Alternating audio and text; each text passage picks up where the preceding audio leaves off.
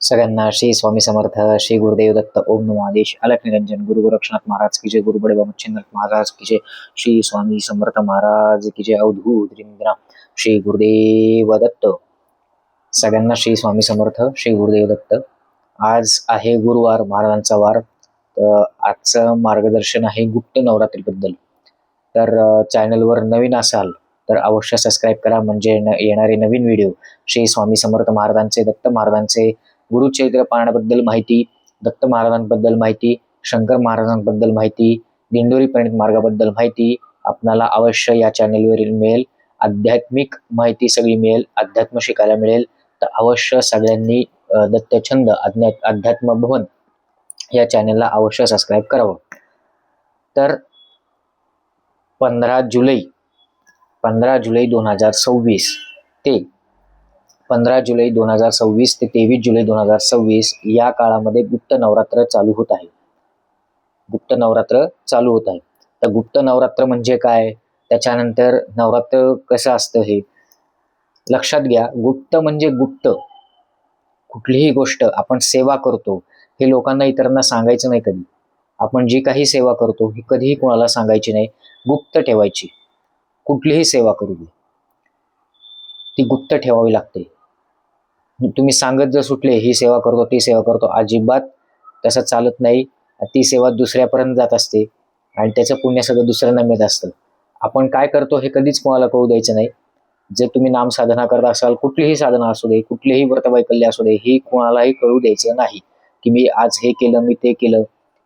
आपल्या शास्त्रानुसार 3 नवरात्र आहेत. चैत्र नवरात्र, आषाढ नवरात्र आणि जे नवरात्रामध्ये येतं ते घटस्थापना आपण म्हणतो दसऱ्याच्या वेळेला, ते नवरात्र. असे 3 नवरात्र असतात. तर तिथल्या 3 नवरात्रांपैकी आषाढ नवरात्र जे आहे त्याला गुप्त नवरात्र म्हणतात. आता ह्या गुप्त नवरात्रामध्ये काय सेवा कराव्यात, कुठली साधना करावी, ते आपण आज मार्गदर्शन बघणार आहोत. तर ह्यामध्ये तुम्ही जेवढी सेवा कराल गुप्त नवरात्रामध्ये तेवढी देवीपर्यंत पोहोचत असते. तर यामध्ये तुम्ही देवीच्या टाकावर, टाक हा प्रत्येकाकडे असला पाहिजे, नसला तर अन्नपूर्णेची मूर्ती असली तरी चालेल, काही हरकत नाही. तर तुम्ही देवीच्या टाकावर कुंकुमार्चन करू शकता 7ही दिवस, 7-8 दिवस, म्हणजे 15 तारखेपासून ते 20 तारखेपर्यंत 7-8 दिवस जे आहेत ते तुम्ही महिलांनी हातामध्ये कंकण घालायचं. कंकण म्हणजे बांगड्या, कपाळाला कुंकू असलं पाहिजे महिलांच्या. केस मोकळे ठेवायचे अजिबात नाही. तुम्ही दुर्गा सप्तशतीचं पाठ करू शकता, एक पाठ रोजचा. 15 जुलै ते 23 जुलै या दरम्यान दुर्गा सप्तशतीचा पाठ करू शकता, किंवा एक अध्याय रोज वाचा दुर्गा सप्तशतीचा.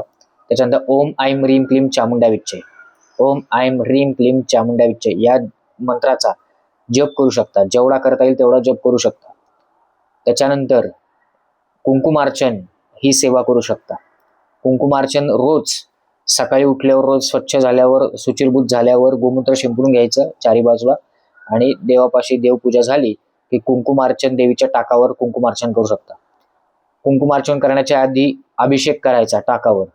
श्री सुक्त म्हणायचं, पुरुष सुक्त म्हणायचं, अथर्वशीर्ष म्हणायचं आणि देवीच्या टाकावर अभिषेक करायचा. टाक नसेल, अन्नपूर्णेची मूर्ती असेल तरी चालेल.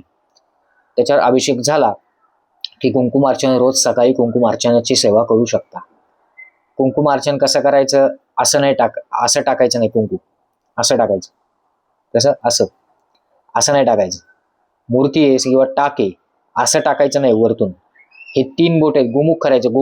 गोमुख म्हणजे कसं, ही 2 बोटं आणि अंगठा हे तिन्ही मिळवायचे. ही जी बाजूची बोट आहेत, करंगळी आणि पहिलं बोट, हे बाजूला ठेवायचं आणि असं गोमुख करायचं. या चिमटीमध्ये जेवढं कुंकू बसेल तेवढं कुंकू घ्यायचं. शक्यतो हळदीचं कुंकू बघा, जे दाट कडक कुंकू असतं, म्हणजे काय म्हणतात त्याला, एकदम हाताला ते कुंकू असं लागतं बघा, त्याचं डाग जात नाही असं कुंकू नाही बघायचं. गडद एकदम कुंकू नाही. हळदीचं कुंकू मिळतं बाजारामध्ये, जास्त महाग नसतं, छोटी पुडी असते 10-12 रुपयाला. तर ते कुंकू मिळतं, हळदीचं कुंकू म्हणायचं.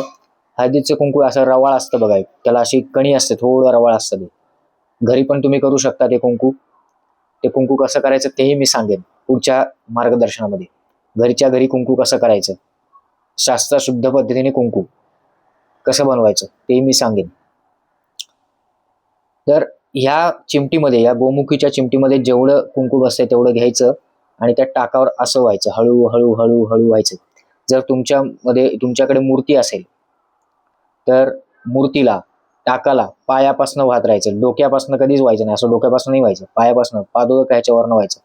पायापासून हळूहळू हळू कुंकू वाहत वाहत वरती न्यायचं, असं हळूहळू हळू वाहत न्यायचं. डोक्यापासून आधी अजिबात नाही व्हायचं. असं असं नाही टाकायचं कुंकू. कुंकू घेतलं असं टाकलं, असं घेतलं असं घेतलं, असं नाही करायचं. कुंकू कधी पण या चिमटीत धरायचं.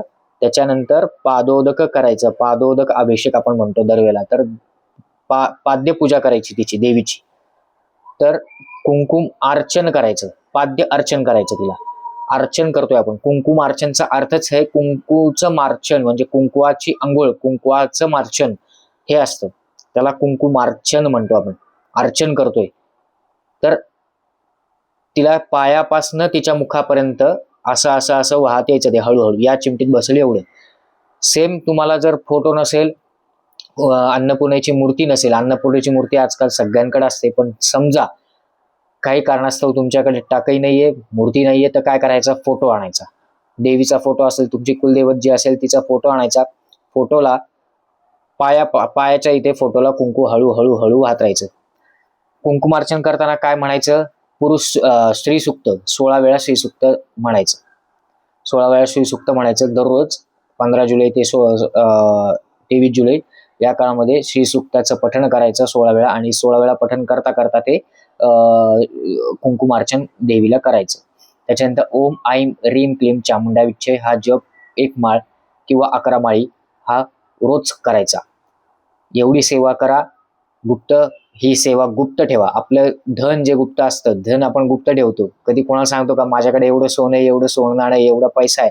तसंच आपलं हे सेवा किंवा ही साधना ही आपलं धन आहे, गुप्त धन आहे.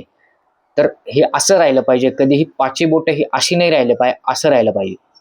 त्यामुळे अशी ठेवायची, कधीही अशी ठेवायची नाही. तर कोणाला हे सांगायचं नाही, गुप्त सेवा आहे, गुप्त नवरात्र आहे म्हणून गुप्त ठेवा. कोणाला सांगू नका जास्त की मी ही सेवा करतोय किंवा ही सेवा करते. आपलं जेवढं गुप्त राहील तेवढं गुप्त ठेवायचं. नावच गुप्त आहे, गुप्त नवरात्र म्हणून आहे. तर ओम ऐं ह्रीं क्लीं चामुंडा विच्चे हा जप जास्तीत जास्त ठेवा.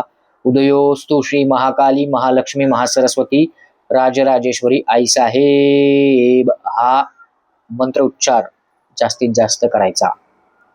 तुमच्या कुलदेवीची ओटी भरता आली तर ओटी भरा आणि गुप्त नवरात्रामध्ये, आणि सेवा जास्तीत जास्त ही सेवा सगळ्यांकडनं घडावी हीच महाराजांचरणी प्रार्थना आहे.